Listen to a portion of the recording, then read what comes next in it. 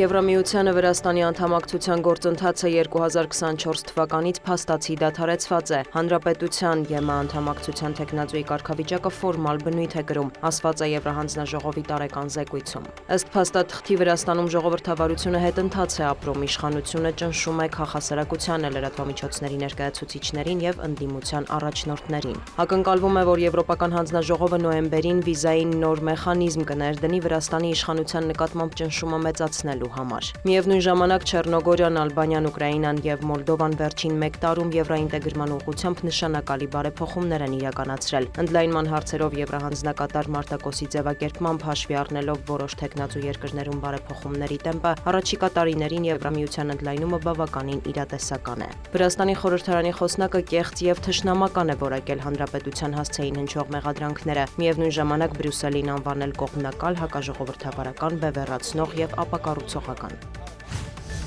Կիևը բանակցություններ է վարում Բաքվի հետ գազի մատակարարման երկարաժամկետ պայմանագրի շուրջ, հայտնել է Ադրբեջանում Ուկրաինայի դեսպան Յուրի Գուսևը։ Ձգտում ենք մեր երկրների միջև էներգետիկ ոլորտում ավելի սերտ համագործակցության, ընդգծել է պաշտոնյան։ Նա հիշեցրել է, որ Ադրբեջանը եւ Ուկրաինան արդեն ստորագրել են անդրբալկանյան միջանցքով ադրբեջանական գազի մատակարարման առաջին պայմանագիրը։ Գուսևը հույս է հայտնել, որ կխորացնեն հարաբերությունները նաեւ առևտրի, հումանիտար եւ կրթության ոլորտներում։ Հասկանում ենք, որ էներգետիկ անկախության եւ էներգաարդյունավետության հարցերում ունենք ընդհանուր շահեր կենտրոնական եւ արևելյան Եվրոպայի տարածաշրջանում, ընդգծել է դիվանագետը։ Նա նաեւ շնորհակալություն է հայտնել Բաքվին պատերազմի ընթացքում Ուկրաինային մարդասիրական օգնություն տրամադրելու համար։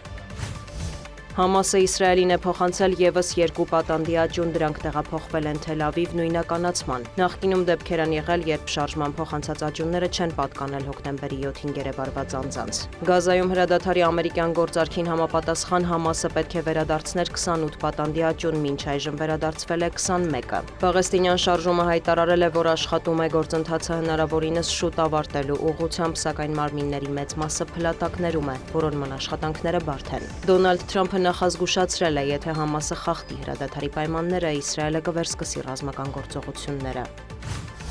Դեմոկրատ 34-ամյա Զոհրան Մամդանին ձայների մեծամասնությամբ ընտրվել է Նյու Յորքի քաղաքապետի պաշտոնում։ CNN-ը գրում է, որ Մամդանին կդառնա Նյու Յորքի պատմության առաջին մուսուլման քաղաքապետը։ Նյու Յորքը կշարունակի մնալ ներգաղթյալների քաղաք, ներգաղթյալի ղեկավարությամբ, հաղթանակից հետո հայտարարել է Մամդանին։ Դեմոկրատական կուսակցության թեկնածուները հաղթել են նաև Վիրջինիայի եւ Նյու Ջերսիի ընտրություններում, հաջողության հասել Կալիֆոռնիայում։ Ակնկալվում է, որ կոնգրեսի հաջորդ ընտրություններում դեմոկրատները եւս 5 տեղ կստանան ներկայացուցիչների պալատում։ Դոնալդ Թրամփը հայտարարել է, որ հանրապետականները պարտվել են, քանի որ իր ազգանունը չի եղել քվեաթերթիկներում։ Ավելի վաղ ԱՄՆ նախագահը սպառնացել էր կրճատել Նյու Յորքի դաշնային ֆինանսավորումը, եթե դեմոկրատ Զոհրան Մամդանին, որին Թրամփը բազմիցս անվանել է կոմունիստ, հաղթի քաղաքապետի առաջիկա ընտրությունում։ Սպիտակ տան ղեկավարը մտահոգություն է հայտնել, որ Մամդանիի հաղթանակը տնտեսական եւ սոցիալական ողբերգություն կլինի Նյու Յորքի համար։